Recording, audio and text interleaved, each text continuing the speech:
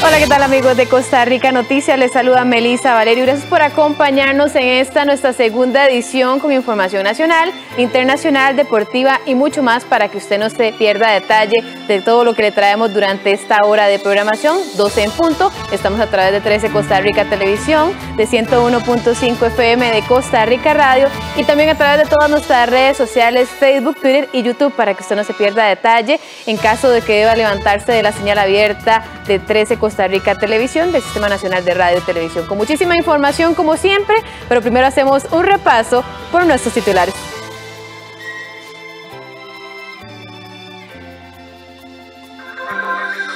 Fallas en nuevo viaducto obligan a cierres parciales durante 4 días en el paso por las garantías sociales, esto para corregir una filtración de agua. 3 años después de aprobarse la ley de incentivos a los autos eléctricos, la flotilla de carros con esta tecnología creció solo en poco más de 1,000 unidades. El diputado social cristiano Erwin Macís anunció que luchará por la candidatura para las elecciones presidenciales del año 2022. Y en el mundo, la detención de la expresidenta de Bolivia convocó a miles de opositores en protestas masivas en distintas ciudades de esa nación.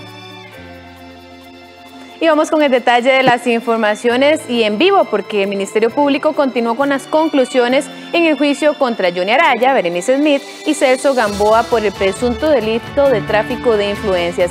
La Fiscalía realizó la petitoria esta mañana y precisamente nuestro compañero periodista Andrés Ortiz se encuentra en las afueras de los tribunales de Goicoechea y nos trae el informe. Muy buenas tardes, Andrés, adelante. Buenas tardes, Melissa, para usted y para los televidentes. Así es, estamos en los tribunales de justicia en Goicoechea. Ha sido una extensa conclusión del Ministerio Público que inició el día de ayer muy temprano, en horas de la mañana, y concluyó hasta hace algunos 20 minutos, si acaso, con la petitoria que hace el Ministerio Público, en este caso, donde se le atribuye el presunto delito de tráfico de influencias a Celso Gamboa, a Berenice Smith y a Johnny Araya.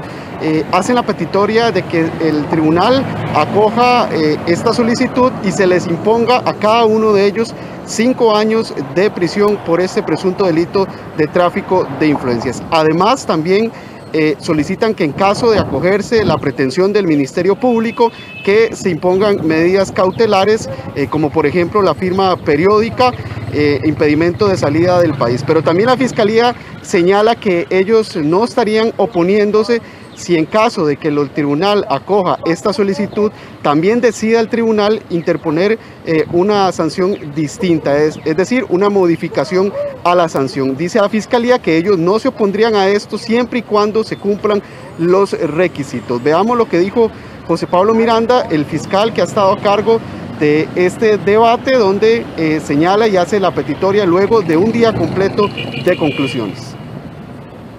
Que debe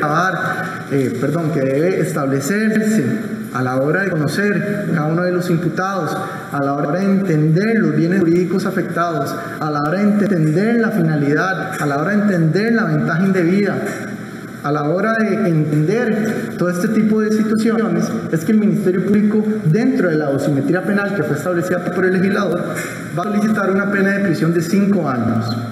Consideramos que es pertinente y es útil esa pena de acuerdo al juicio de reproche que ha establecido el Ministerio Público de manera razonable, de acuerdo a los parámetros que establece nuestra legislación.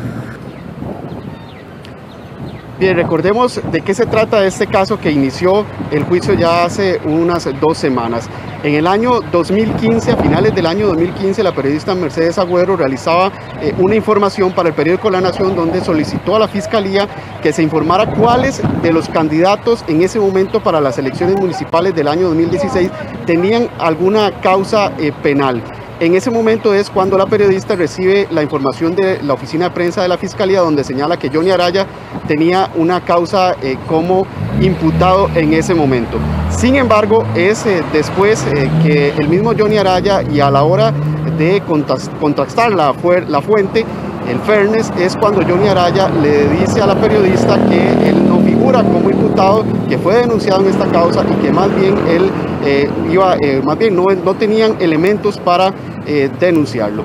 Es así como no sale en esta publicación, pero es en el año 2017 cuando sale a relucir que aparentemente hubo una injerencia tanto de Celso Gamboa como Berenice Smith para favorecer a Johnny Araya en ese momento y poder hacer esta modificación. Pues bien, el fiscal habló también de lo que ellos consideran una ventaja indebida por parte de Johnny Araya y con la participación de Celso Gamboa y Berenice Smith. Veamos.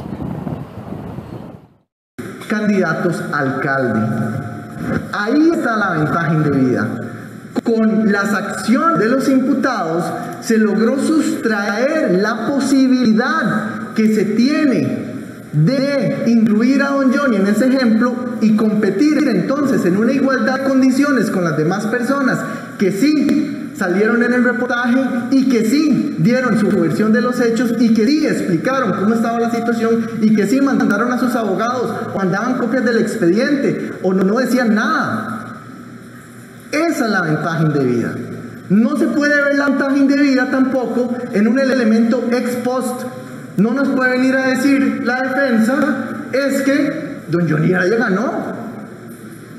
Don Johnny Araya ganó las elecciones. ¿Cuál es el problema? Al finalizar hace pocos minutos esta etapa de conclusiones del Ministerio Público, consultamos a cada una de las partes si querían brindar alguna versión sobre la petitoria que hace el Ministerio Público. Tanto Celso Gamboa como su abogada indicaron que no, que esperan ellos realizar las conclusiones, posterior a eso podrían tal vez dar declaraciones. De la misma manera lo dijeron los abogados de Berenice Smith y también los abogados de Johnny Araya. El que sí habló fue Johnny Araya, pero dijo que iba a expresar solo una parte de lo que él ha venido diciendo y que deja lo que va a suceder ahora con las conclusiones de sus abogados. Veamos lo que dijo Johnny Araya. Muchas gracias. No voy a referirme en nada a lo que muy pronto vamos a empezar a exponer por parte de mi defensa. Lo único que quiero decir después de escuchar la petición que ha hecho el Ministerio Público es que estoy con la conciencia absolutamente tranquila. He puesto todo en manos de Dios y estoy seguro que la verdad al final va a relucir en este juicio. Yo, nada, esperar con paciencia que termine y escuchar con respeto la resolución del tribunal.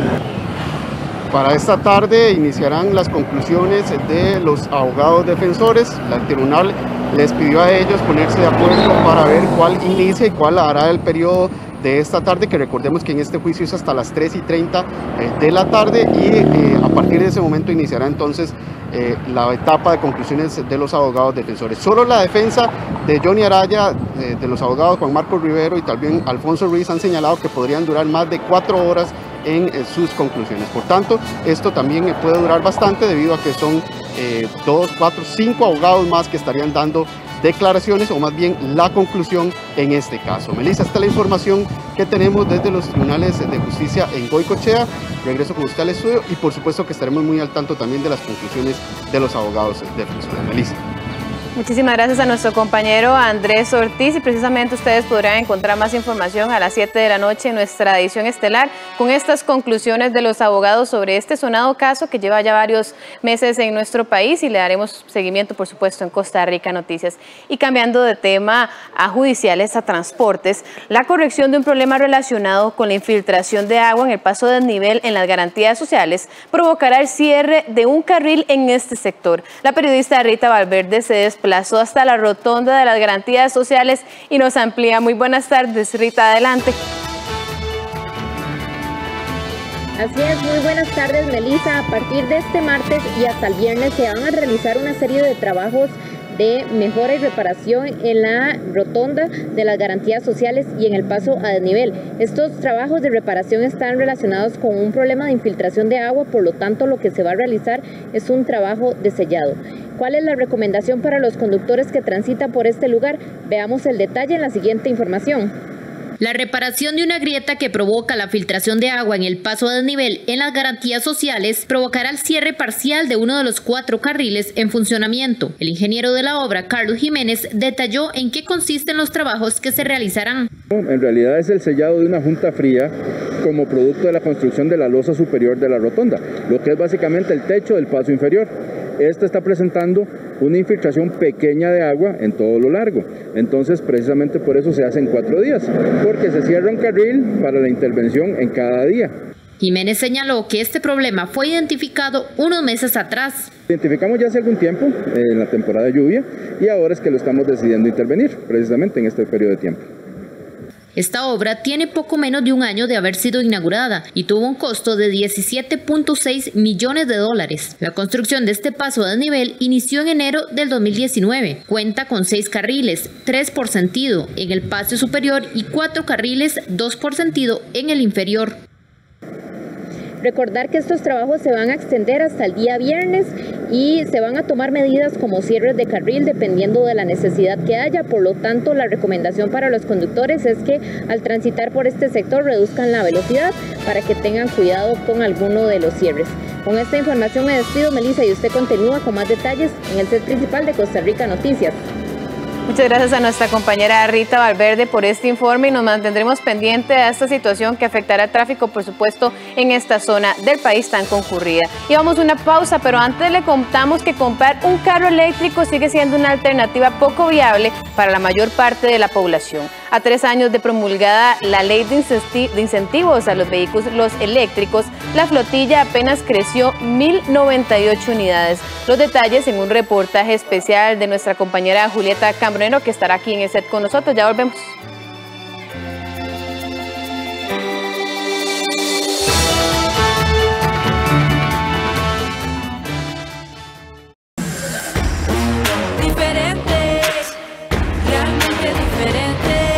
Hay un banco que sí es diferente a todos los demás. Es el único banco que durante los últimos 20 años ha dedicado más de 84.900 millones de sus utilidades para impulsar actividades de bienestar social, que se destaca por construir oportunidades para las personas, apoyando el desarrollo de nuestras comunidades. Mi banco es un banco diferente.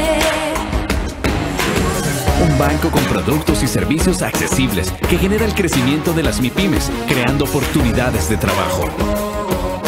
Un banco solidario que en medio de esta crisis sigue apoyando a miles de personas y familias. Mi banco sí es diferente. Mi banco es solidario. Nosotros sí somos diferentes. Banco Popular y de Desarrollo Comunal. Construimos bienestar. Costa Rica se prepara para la Semana Santa y 13. Costa Rica Televisión también. Es por eso que le ofrecemos lo mejor de nuestra programación. Del 29 de marzo al 4 de abril, películas, documentales, transmisiones especiales, dedicadas a nuestra Semana Mayor. No se la pierda. Solo en 13. Costa Rica Televisión. Un país muy abundante en recursos hídricos y muy concienciado con su protección. Los alimentos que ingerimos, necesitamos agua para vivir, pues es fuente de vida. De ecoturismo en México, ¿podrían convertirse nuestras vacaciones en una manera de conservar el medio ambiente? Y de Mallorca, una isla turística sin visitantes desde hace meses, un desastre para la economía local. Tenemos que comer, tenemos necesidades, recibos que pagar y nadie da ayudas. Global 3000, este martes a las 10 de la noche, por 13, Costa Rica Televisión. Hola, ¿qué tal? El teletrabajo llegó para quedarse hace mucho tiempo, pero con la pandemia por la COVID-19 pues es una realidad en la que viven muchísimas personas, empresas e instituciones. Esto ha conllevado una serie de ventajas, pero también tiene muchos retos, muchas cosas que hay que hacer para asegurarse de que la prestación de servicios y venta de productos a través de las modalidades virtuales y el teletrabajo y todo esto pues tenga un efecto positivo tanto para las empresas, las instituciones, las personas teletrabajadoras y sobre todo para la clientela en general. De eso vamos a hablar en Una Mirada esta semana. Acompáñenos.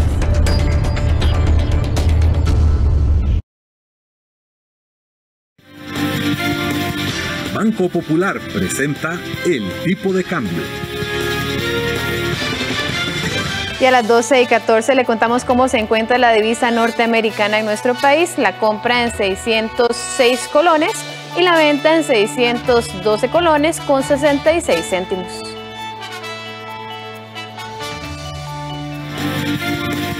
Banco Popular presentó El Tipo de Cambio. Y como lo decíamos antes de la pausa, la posibilidad de adquirir autos eléctricos sigue estando en manos de las clases sociales de mayor poder adquisitivo por el alto costo de las unidades y ante una diferenciación de los beneficios establecidos para motivar el uso de esta tecnología. Además, la promesa de campaña del presidente Carlos Alvarado está muy lejos de cumplirse. La periodista Julieta Cambronero elaboró una información especial de 2 entregas sobre la ley de incentivos de autos eléctricos, así como de su funcionamiento y rentabilidad. Ella está con nosotros acá en el de Costa Rica Noticias. Muy buenas tardes, Julieta. Información que tal vez aún la gente no conoce tanto y es importante que podamos darlo a conocer esta tarde. Bienvenida. Gracias, Melissa. Buenas tardes para usted y para los que nos sintonizan. Así es, ha crecido, pese a que ha crecido un 100% la flotilla de autos eléctricos en nuestro país en los últimos 2 años, específicamente del 2018 al 2021, siguen estando fuera del alcance de la mayoría de la población por los altos precios y por una diferenciación que hay entre los autos nuevos eléctricos y los usados. Pero todo eso lo veremos en la siguiente información.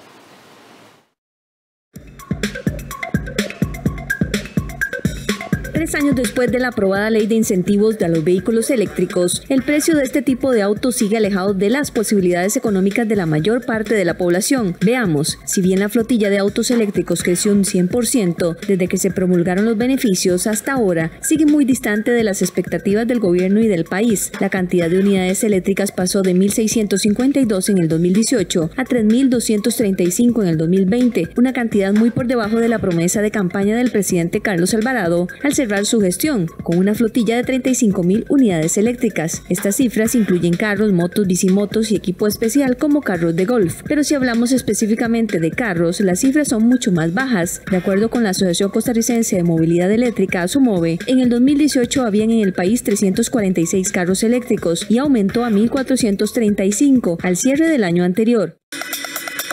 El problema es que los mayores beneficios fiscales creados con la Ley 9.518, aprobada en febrero del 2018, se otorgan a los carros nuevos, cuyo precio de por sí es más elevado en comparación con los vehículos a base de hidrocarburos. Aunque los eléctricos usados también gozan de una exoneración, esta es menor, lo cual limita a las personas de ingresos medios y bajos a adquirir una unidad de estas, apetecidas porque no generan emisiones de contaminantes, requieren menos mantenimiento y tienen un consumo diario mucho más económico. Los beneficios para los carros eléctricos nuevos, cuyo precio sea menos de $30.000, son una exoneración total o parcial del impuesto del valor agregado, IVA, que comprende un 13%, la exoneración del impuesto selectivo de consumo, un 30%, la exoneración del impuesto al valor aduanero, de un 1%. Estos 3 rubros comprenden una exoneración del 44% de un carro eléctrico nuevo. Además, también se aplica una exoneración parcial del impuesto a la propiedad, incluido dentro del marchamo, y que se calcula con respecto al valor del carro. La exoneración es por 5 años. El primero le exoneran el 100%, el segundo el 80%, el tercero el 60%, el cuarto el 40% y el quinto el 20%. Como dijimos, para los autos usados los beneficios en cuanto a impuestos son menores, pues únicamente contempla la exoneración del 30% del impuesto selectivo de consumo, lo cual lo hace menos atractivo para adquirirlos. Para nuevos y usados no se aplica la restricción vehicular, el uso de parqueos azules y una exoneración del pago de parquímetros si las municipalidades lo avalan.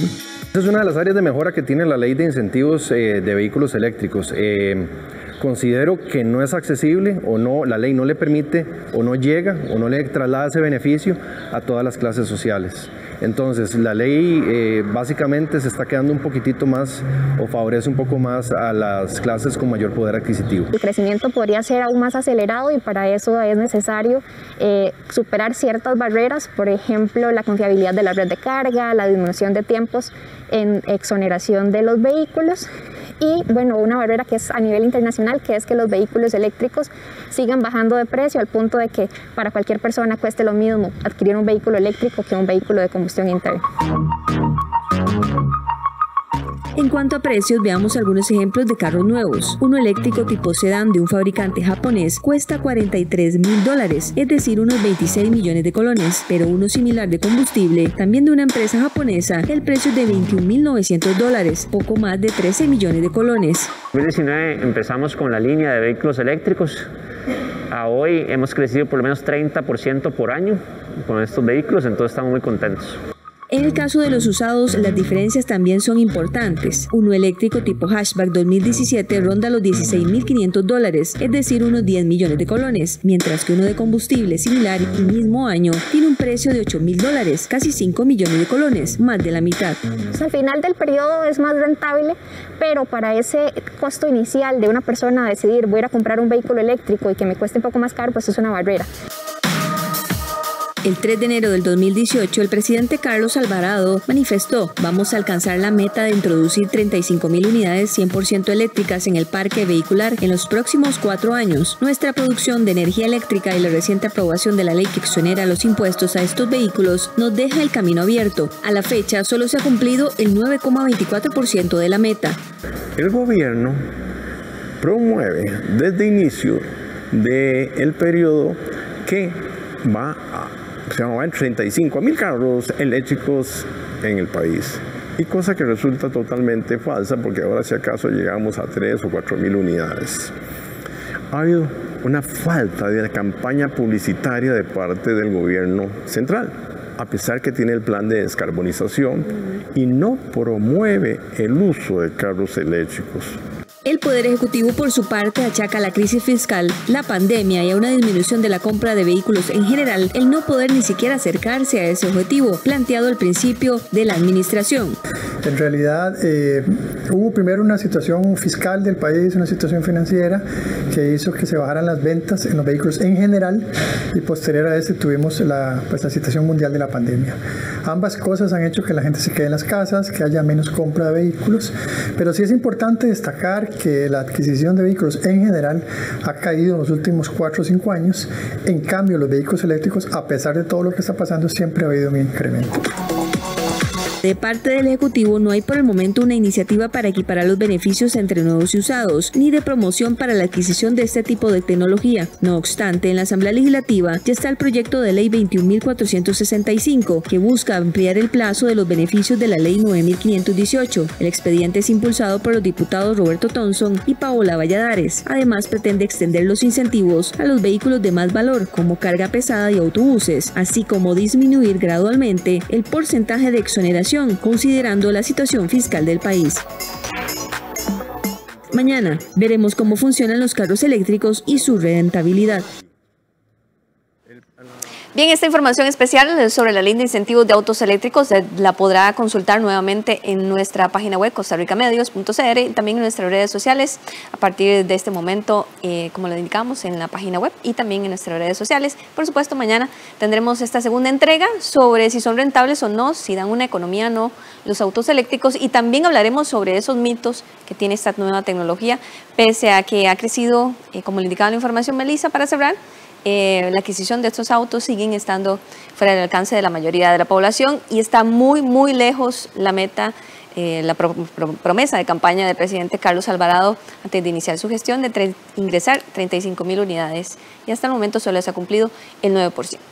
Yo creo que es importante, Julieta, destacar el tema del precio. Por más promesa de campaña, si los precios siguen siendo tan altos, es muy difícil el acceso para la clase media, que es la que más consume en este país. Sí, así es. Bueno, eso también se define a nivel internacional, el precio que dan los fabricantes de los autos, pero también, como le indicaba la información, la diferenciación de los incentivos, es decir, tienen más exoneración de impuestos los autos nuevos eléctricos que los usados, que tal vez serían un poco más accesibles en precio para las diferentes clases en nuestro país, pero no tienen así tanta exoneración de impuestos como si lo tienen los nuevos. Muchísimas gracias, Julia. Nos esperaremos mañana ese segundo informe. Claro. Ahora cambiamos de información, y es que estadística, informática, demografía y geografía son algunas de las especialidades que han proyectado y analizado la pandemia en nuestro país. Precisamente, un grupo de 8 académicos de la Universidad de Costa Rica compartieron parte de las lecciones aprendidas de convivir durante un año con la COVID-19. Los especialistas en salud no son los únicos que han tenido que hacerle frente a la pandemia. Los análisis y proyecciones van mucho más allá. Por esta razón, la Universidad de Costa Rica reunió un grupo de expertos para analizar las lecciones aprendidas tras un año con la COVID-19. No obstante, esto va mucho más allá de la enfermedad, sino que incluye modelos matemáticos, estadísticos, administrativos, demográficos y hasta informáticos. Todo este panel dio una explicación desde sus diferentes ramos de cómo se ha vivido la emergencia nacional y cómo se ha podido avanzar. En esta gráfica que ustedes ven existen 3 líneas, una línea negra, una línea azul y una línea roja. La línea negra lo que muestra es un escenario pesimista en el cual estaríamos duplicando o triplicando la cantidad de casos reportados. La línea azul es un escenario optimista en el cual se modela en cierta manera el comportamiento de la pandemia bajo ciertos parámetros, y la línea roja es la línea de los casos acumulados a la fecha. Como se puede apreciar, tanto en el modelo de proyección estadístico que se generó, el comportamiento que nos está dando es que vamos sobre un escenario optimista. Muy probablemente podemos proyectar bien lo que venga en un futuro muy próximo. Por supuesto, hay que tomar en cuenta que se trata de modelos y un modelo se basa en supuestos, y que si alguien, principalmente las personas, no cumplimos con la parte que nos toca porque dejamos de seguir los protocolos, el modelo se cae, porque los modelos se basan también en supuestos de comportamiento por parte de las personas.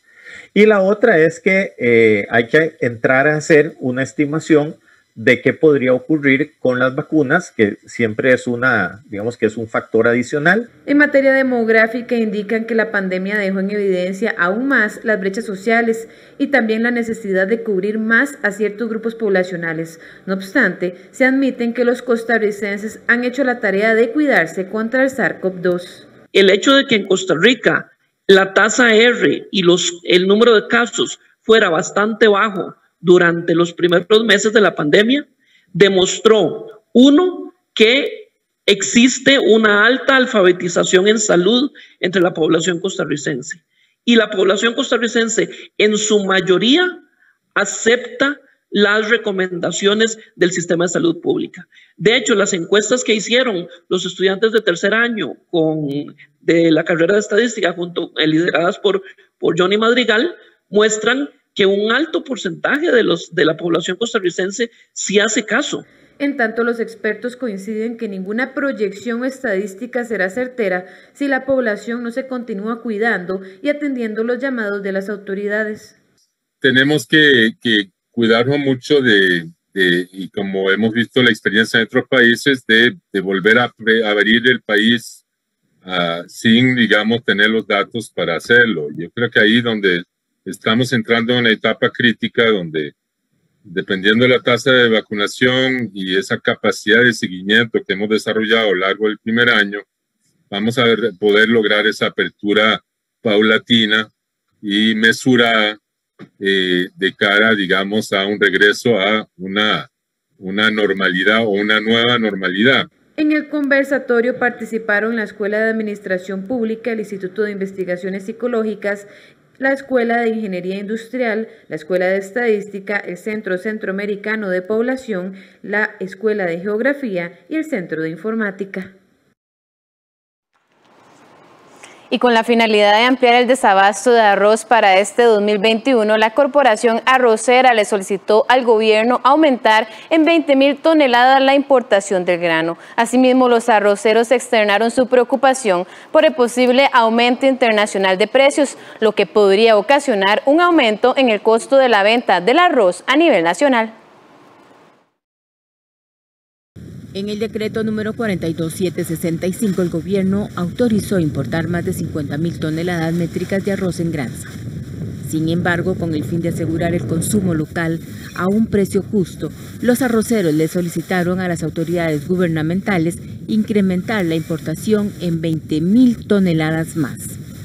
Para este año, la corporación ha solicitado 70.000 toneladas y lamentablemente solo 50.000, con un arroz que ya se comparan estas 50.000 toneladas y con un arroz bastante caro.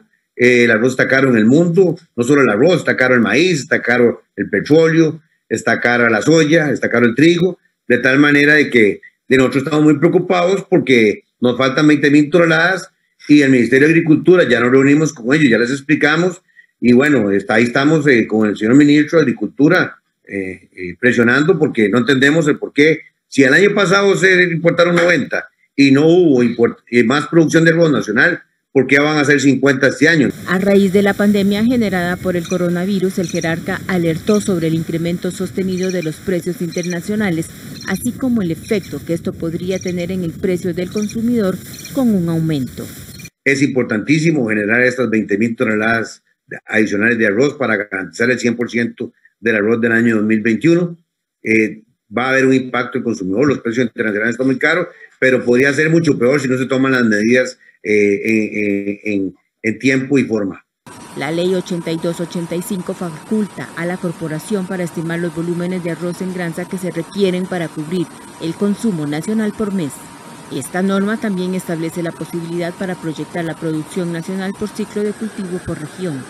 La información de estudios técnicos se brinda al Ministerio de Agricultura y Economía para establecer el volumen de arroz que debe importarse cuando es necesario cubrir los faltantes de la producción nacional. En la presentación popular de 80% grano entero, el kilo de arroz tiene un costo de 606 colones. Y el Fideicomiso de la Ruta 1 avaló el inicio del diseño para la ampliación de la vía en el intercambio ubicado en el Monumento del Agua. Estas y otras informaciones las veremos en la siguiente nota. Los conductores que suelen transitar por el viaducto de las garantías sociales deberán tener en cuenta que a partir de este martes 16 de marzo se cerrará un carril con el objetivo de resolver un problema de infiltración de agua en la obra que se presenta en una de las vigas. Los trabajos en este sector se extenderán hasta el próximo viernes 19 de marzo, desde las 6 de la mañana hasta las 5 de la tarde. El Fideicomiso Ruta 1 dio orden de inicio a las actividades de diseño y construcción de las obras de ampliación a la altura del Monumento al Agua y el puente sobre el río Torres. Las obras estarán a cargo del consorcio integrado por H. Solís y TPF Getinsa Euroestudios Ruta 1. El plazo para entregar las obras será de 16 meses, de los cuales 4 meses se tomarán para el diseño y 12 meses para el proceso constructivo, que se estima iniciará a mediados de año. Al menos 4.670 conductores han sido multados este 2021 con parte de 55.000 colones por estacionar los vehículos en zonas indebidas. Es decir, durante los 2 primeros meses de este año se han realizado en promedio 79 multas por día, y unas 3 por hora por este motivo. Algunos lugares donde es prohibido parquear son frente a una cochera, a menos de 5 metros de un hidrante, rampa, paso para peatones o a menos de 10 metros de un cruce en zona urbana. Y hoy en nuestra sección Animales en Libertad le presentamos al leopardo de las nieves. Durante miles de años este magnífico felino fue el rey de las montañas.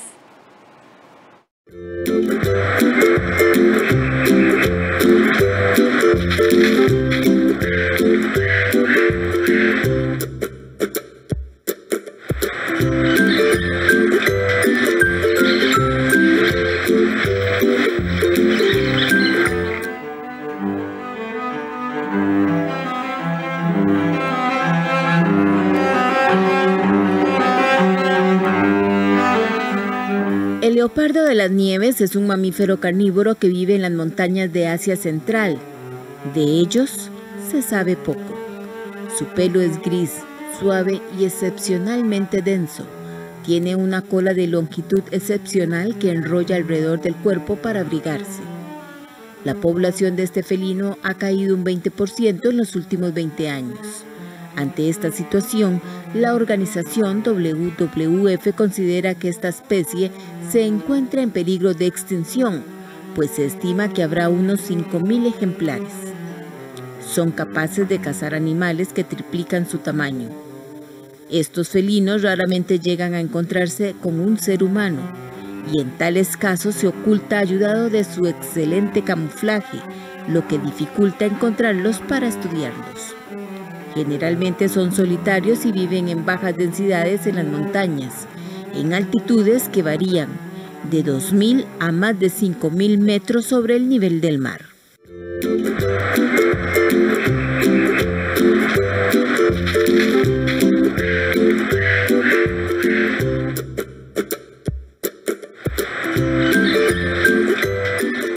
12:34, después de conocer un poco más de este hermoso felino, el rey de las montañas, vamos a una pausa, pero antes le contamos que el diputado de la Unidad Social Cristiana, Erwin Macís, luchará por una candidatura de cara a las elecciones presidenciales del próximo febrero. Con esta información venimos después del corte.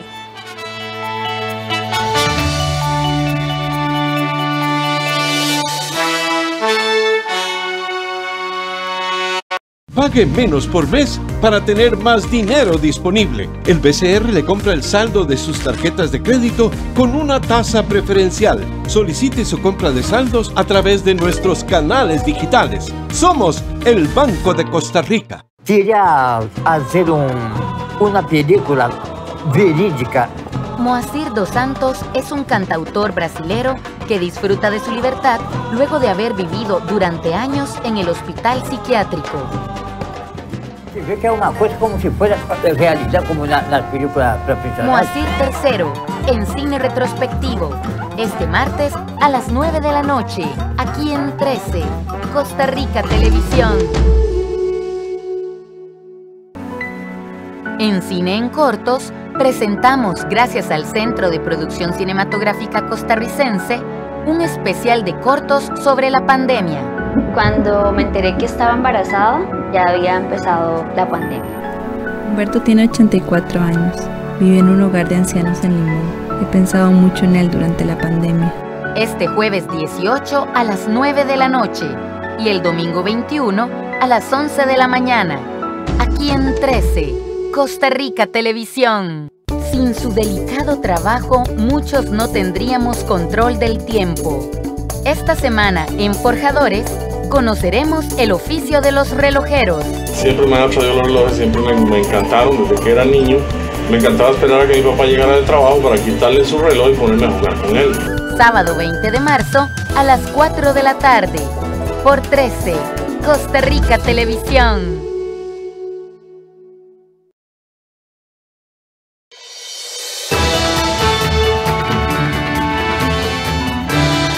12:36 y gracias por continuar con más de Costa Rica Noticias. Como lo decíamos antes de la pausa, el diputado Erwin Macís anunció su precandidatura presidencial por el Partido Unidad Social Cristiana. Nuestra compañera Melanie Corrales nos informa sobre este tema. Muy buenas tardes, Melanie, adelante. ¿Qué tal? Muy buenas tardes. Erwin Macís asegura que ahora continuará visitando las diferentes regiones de nuestro país de cara a la convención interna del Partido Unidad Social Cristiana que se realizará el próximo 13 de junio, en la que también participará su compañero de bancada acá en la Asamblea Legislativa, Pedro Muñoz. Veamos la siguiente información. Este lunes el diputado Erwin Macís anunció su precandidatura presidencial de cara a la convención interna del Partido Unidad Social Cristiana que se realizará el próximo 13 de junio. El exalcalde de San Mateo, que se dedicará a recorrer el país para buscar votos, dijo que de quedar electo candidato del PUSC, no descartaría integrar una coalición. Bueno, de momento estamos enfocados en la convención, que es el 13 de junio, invitarlos a todos a votar. Después de ahí habrá que hacer un ejercicio para ver cómo han avanzado algunos otros partidos, cómo han avanzado las lógicas de algunas otras coaliciones y además conversar con los asambleístas nacionales del partido para ver cuál es el camino que más convenga para el partido. No descarto poder estar intentando acercarme a otras agrupaciones políticas. No sé si el tiempo nos da para formar una coalición, pero sí aspiraría a poder tener cercanía y poder lograr propuestas en conjunto con otros partidos políticos. Además de Macís, el pasado 3 de marzo, su también compañero de bancada Pedro Muñoz anunció su intención de luchar por la candidatura del PUSC, mientras que el abogado Roberto Zuñol y la ex vicepresidenta Linet Saborío también dieron a conocer sus aspiraciones. Además de Pedro Muñoz y Erwin Macís, los diputados Roberto Thompson y Carlos Ricardo Benavides del Partido Liberación Nacional también lucharán por una candidatura el próximo mes de junio. Según el artículo 132 de la Constitución Política, los diputados no están obligados a renunciar a sus curules por aspirar a una candidatura presidencial. Por otro lado, el Partido Acción Ciudadana realizará este domingo 20 de marzo su Asamblea Nacional para la renovación de las estructuras del 2021. La próxima Asamblea Nacional del Partido Acción Ciudadana es importante porque tiene dos aspectos prioritarios. que se van a realizar. Por un lado es la apertura del proceso de renovación de estructuras de cara a las elecciones 2022. Eso significa tomar los acuerdos importantes necesarios para definir fechas en general de calendario electoral, la fecha de inicio de las 82 asambleas cantonales, el cierre de padrón electoral, la forma, los requisitos que deben cumplir las 82 asambleas, pues porque tienen que ser presenciales. Eso significa cambios importantes relacionados con protocolos a seguir. Esta asamblea será de manera virtual. Bien, y de esta forma ya se empieza a ver un poco más el movimiento de todo lo que es la política preelectoral. Nada más recalcar que será el próximo mes de octubre cuando cada agrupación política deba hacer la inscripción oficial de sus candidatos ante el Tribunal Supremo de Elecciones. La información que tengo, vuelvo con ustedes al estudio. Buenas tardes. Muy buenas tardes a nuestra compañera Melanie Corrales, y al igual que el diputado Macís, tendrán otros candidatos, incluso también diputados que se presentarán en otros partidos políticos, y por supuesto le daremos seguimiento.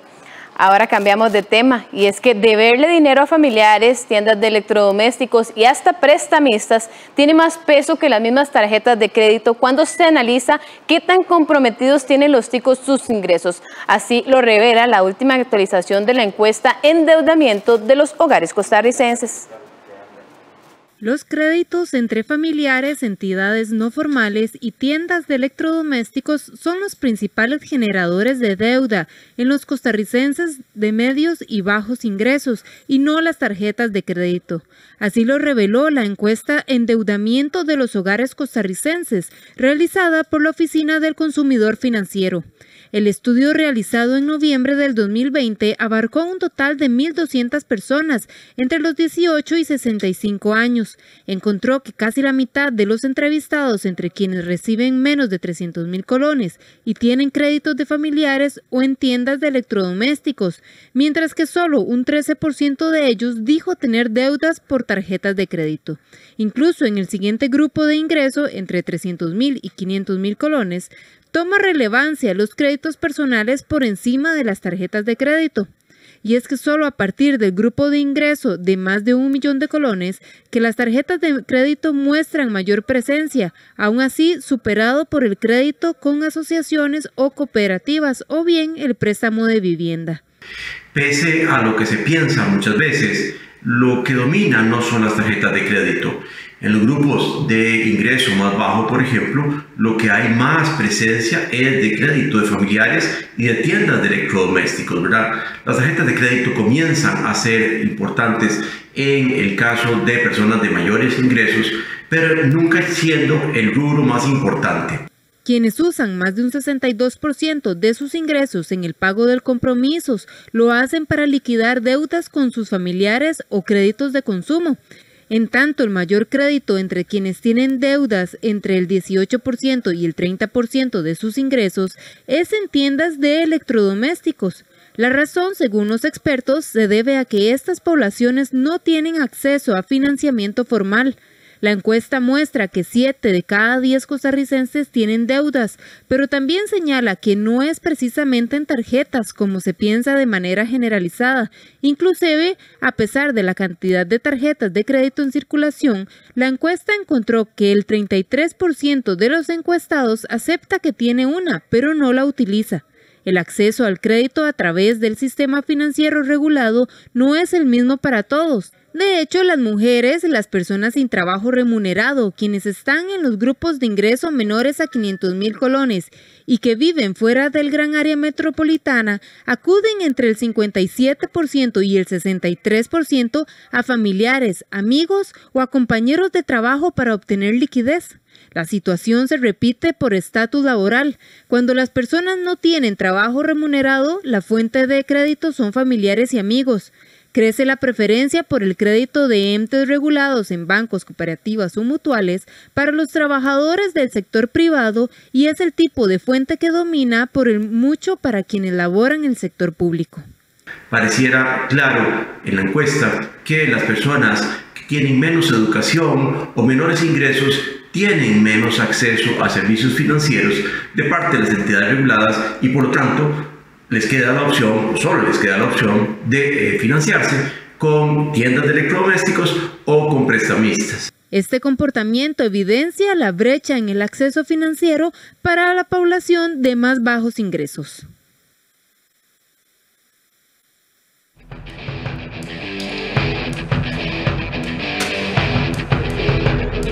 (12:44) y nos trasladamos a los deportes. Ya se encuentra aquí con nosotros mi estimado Gerardo Coto. Un placer tenerte acá como siempre. Muchísimas gracias, mi estimada Melissa. Usted sabe que hoy empezó, bueno, hoy empezó no, hoy declaró Jorge Luis Pinto en el juicio. Lo estaban esperando un montón de gente a ver qué decía Pinto y bueno, ya hoy declaró. Así que empezamos con eso, ¿te parece? Dale.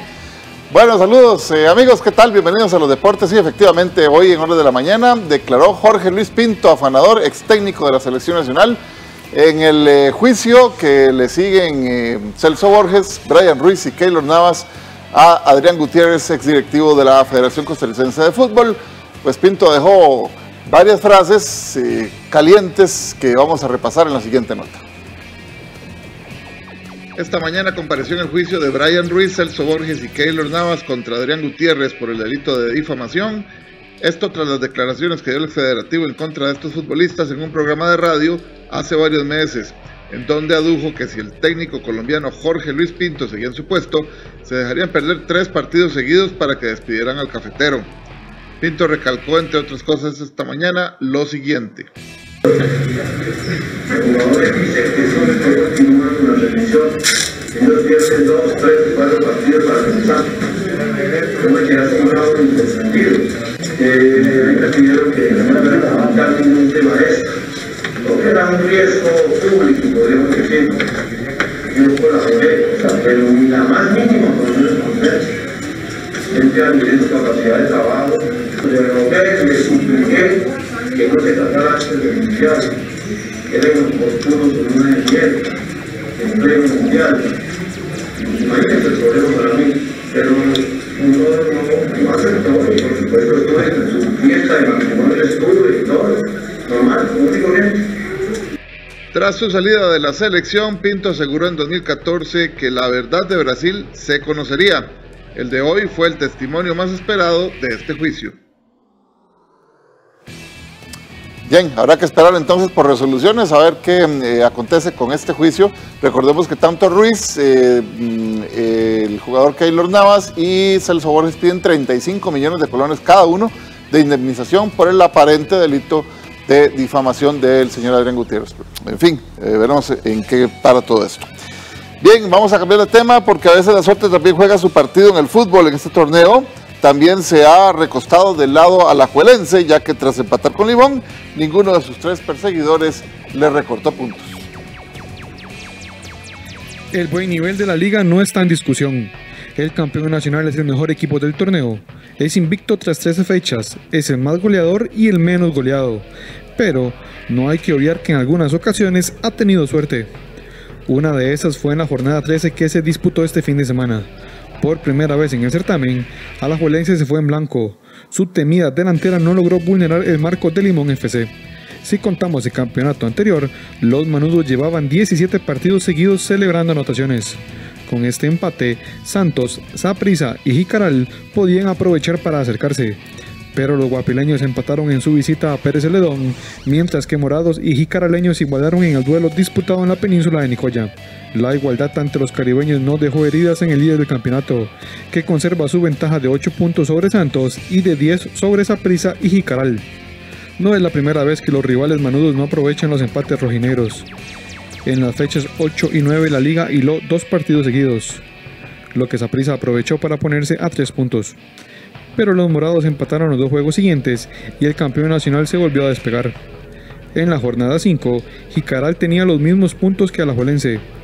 Para la fecha siguiente, los jicaraleños podían asumir el liderato ya que el juego de la Liga ante Grecia se pospuso por los juegos de la Liga CONCACAF. Los de la península perdieron ante Santos y los manudos conservaron el primer lugar aún sin jugar.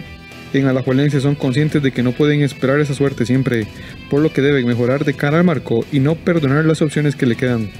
Se vio una liga que siempre busca el arco contrario, tuvimos muchas opciones de gol. Yo creo que hoy pasa porque el marco no tuvimos la certeza, la eficacia para abrir el marcador.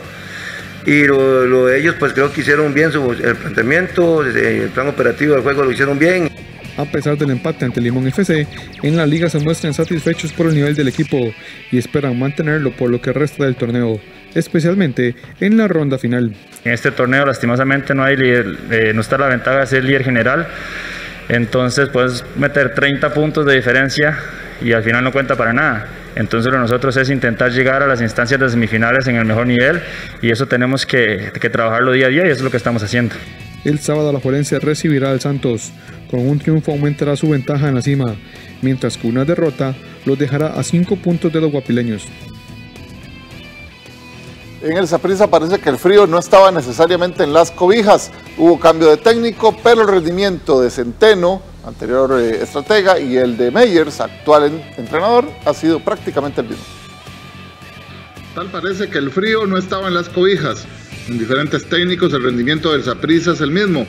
Hasta antes de este domingo, tanto Centeno como Meyers habían dirigido 6 juegos y los dos con el mismo promedio, 2 ganes, 3 empates y una derrota para la misma cantidad de puntos.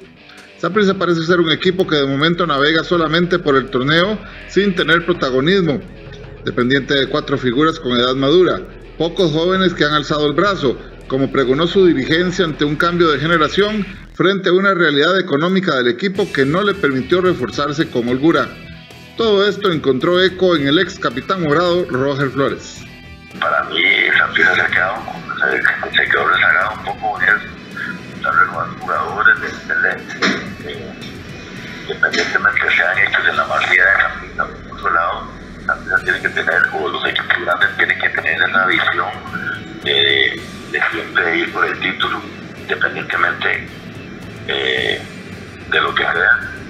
Saprissa no, se quedó y creo que si no se renueva no vuelve a tener esa visión, ya va a pasar mucho antes.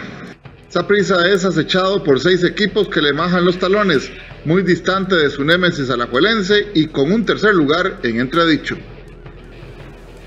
Bien, con eso terminamos por ahora, porque a las 8:30 tenemos un resumen muy amplio de los deportes, media hora de 8:30 a 9 hoy en la noche. Así que, mi estimada Melissa, con eso cerramos. Muchas gracias, Coto. Que tengas una linda tarde y nos vemos mañana. Nos vemos mañana, así es. Bueno, no falta, gracias. Mucho gusto, hasta luego.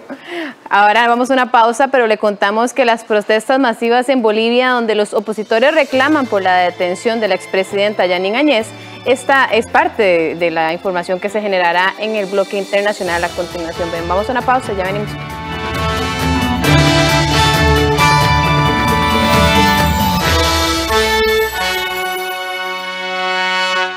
Su FCL, fácil, rápido y seguro. Si en marzo cumple 5 años de relación laboral continua con el mismo patrono, desde ya puede tramitar el retiro de su FCL con Popular Pensiones. Hágalo por cualquiera de estos canales oficiales y sin salir de casa. Si no lo retira, podrá disponer de él cuando realmente lo necesite. Popular Pensiones. Mujeres con Voz, un espacio del Instituto Nacional de las Mujeres, creado por mujeres para mujeres. Conoce tus derechos. Infórmate, empodérate, transforma y conquista el mundo. Mujeres con Voz, este miércoles a las 9 de la mañana, en vivo por el Facebook del INAMU, con repetición este jueves a las 11 de la mañana por 13, Costa Rica Televisión. Esta semana acompañe a Enrique Márquez en explorar diversos rincones con anécdotas únicas. ¡Vamos en buggy! Nos vamos, aunque uno no quiera. ¡Vamos a la aventura!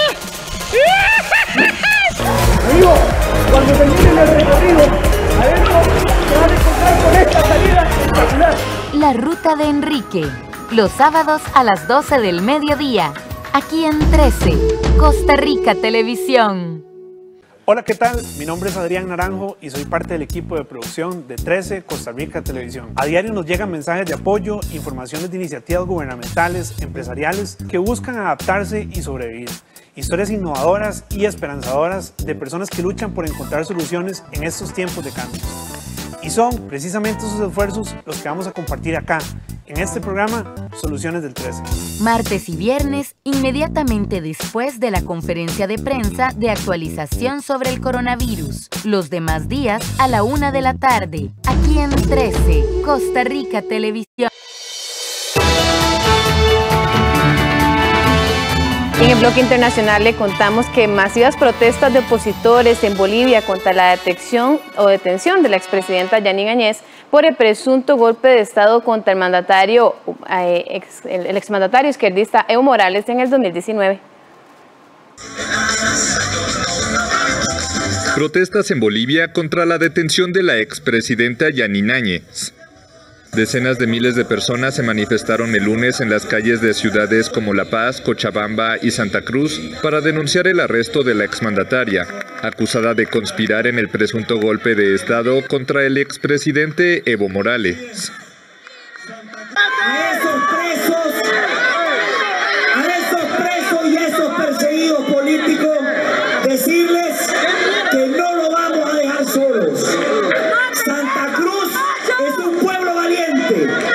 El día de hoy tenemos el honor como cruceños de tener 7 refugiados de Cochabamba en nuestro comité.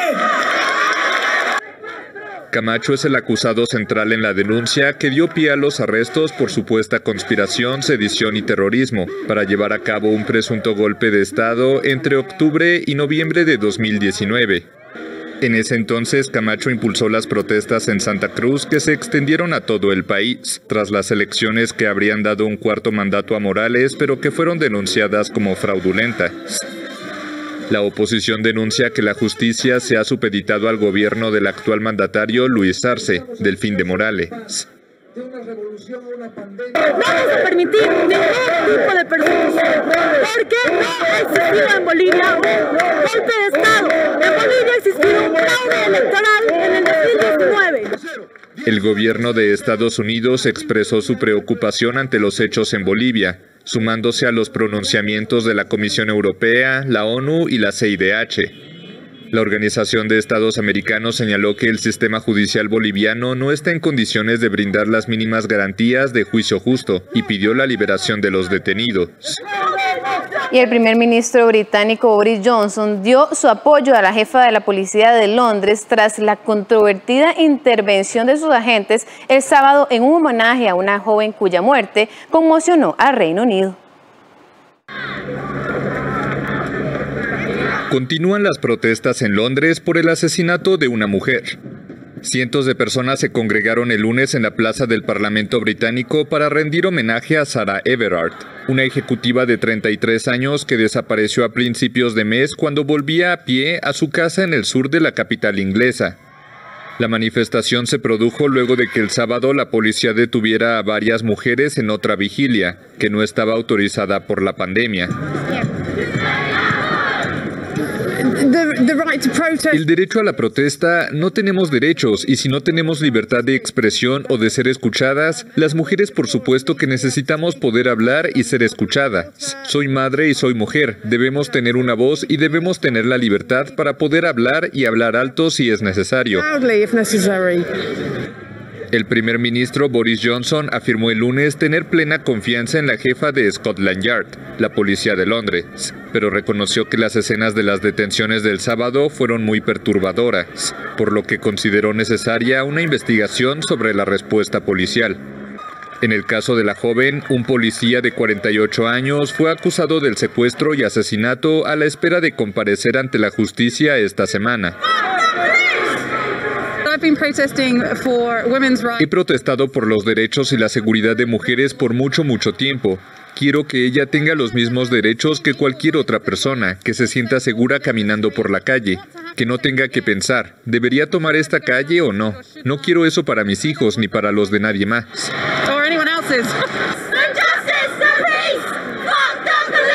Grupos feministas británicos denuncian además una decisión del Tribunal de Apelaciones de mantener una controvertida política de la Fiscalía sobre procesamiento de presuntas violaciones, acusada de provocar un descenso en el porcentaje y el volumen de acusaciones por violación. Y casi 40 millones de italianos iniciaron este lunes un nuevo confinamiento por el aumento de los casos debido a las variantes de coronavirus. Esto con una Roma desierta y dividida entre tristeza y la esperanza. Todos a sus casas otra vez. 2 de cada 3 italianos deberán permanecer confinados hasta el 6 de abril en lo que se denomina la zona roja, tras el aumento de los contagios debido a las variantes de coronavirus. Un año después del primer confinamiento, en Roma solo pueden abrir algunas tiendas, entre ellas supermercados, lavanderías, farmacias, librerías y kioscos, mientras las escuelas han sido cerradas. Aquí en el centro es como si no hubiera nadie. Hay gente que pasea para tomar aire fresco y sol con los niños, pero para nosotros no hay nada que hacer, no hay trabajo. La Confederación de Comerciantes estimó que las nuevas restricciones costarán a la economía italiana cerca de 95 millones de dólares. Pienso que es todo inútil porque ya hemos cerrado todo 3 veces y no funciona. Si cuando se abre todos van a ir a donde quieran, no vale la pena. Paralelamente se multiplicaron los controles de la policía, ya que en los últimos días se pusieron de moda las fiestas clandestinas de jóvenes en apartamentos arrendados para la ocasión. Plazas, locales, parques y playas fueron severamente controlados durante el fin de semana, ya que se teme que el pico de los contagios pase de los 26.000 casos diarios a 40.000 a final de mes. Con más de 100.000 fallecidos por la pandemia, el Ejecutivo optó confinar por decreto a toda Italia del 3 al 5 de abril, con el fin de blindar los días de fiesta de la Semana Santa. Hasta aquí la presente edición de Costa Rica Noticias. Muchas gracias por habernos acompañado. Lo invitamos a seguir con la señal de 13 Costa Rica Televisión y de la 101.5 FM de Costa Rica Radio, porque en algunos instantes estará dando inicio la conferencia de prensa desde Casa Presidencial con la presencia del ministro de Salud, Daniel Salas, y el presidente ejecutivo de la Comisión Nacional de Emergencias, Alexander Solís. Quédese con nosotros, que tengan una linda tarde y hasta luego.